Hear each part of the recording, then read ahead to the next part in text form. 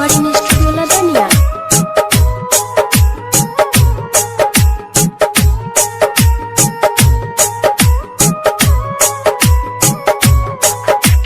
Music director DJ Munna Raj, Khitki बाजार, मधुबनी।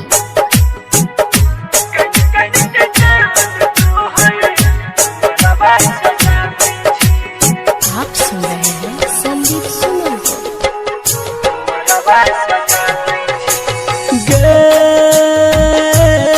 जान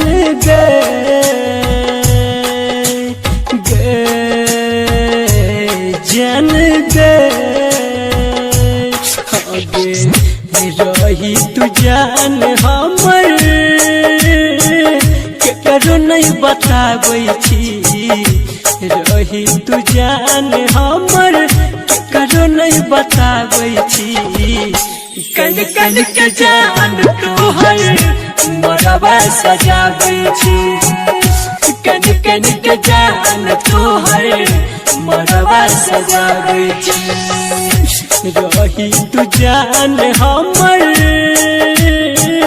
केकरो नहीं बताबै छी, रही तू जान हमर केकरो नहीं बताबै छी।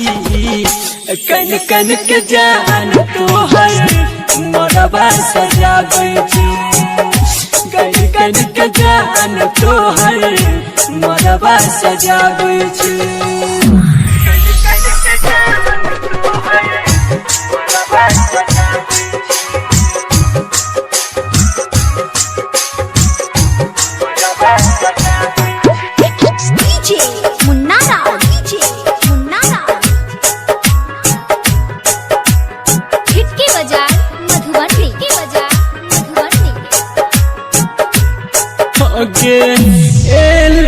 किन को तोरा हमर ख्याल गे, दूसरा नाम के मेहदी से हाथ कर ले लाल गे। जान किन को तोरा हमर ख्याल गे, दूसरा नाम के मेहदी से हाथ कर ले लाल गे। कैरी के प्यार तोरा से बहुत पछताबै छी, कैरी के प्यार तोरा से बहुत पछताबै छी। कन कन के जान तोहर मरबा सजाबै छी, कन कन के जान तोहर मरबा सजाबै छी।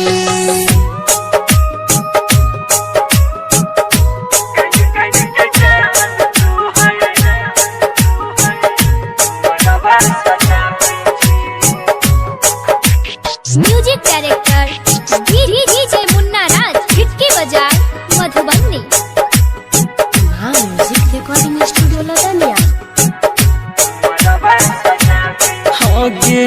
पहिर का जान तोई शादी के जोड़ा गे, चोइल जोई भी छोड़ का हमरा होते सवेरा गे। पहिर का जान तोई शादी के जोड़ा गे, चल जोई भी छोड़ का हमरा होते सवेरा गे। राइटर बीके सीखे दुनिया उजारै छी, संदीप सुमन के किया दुनिया उजारै छी। कन कन के जान तोहर मरबा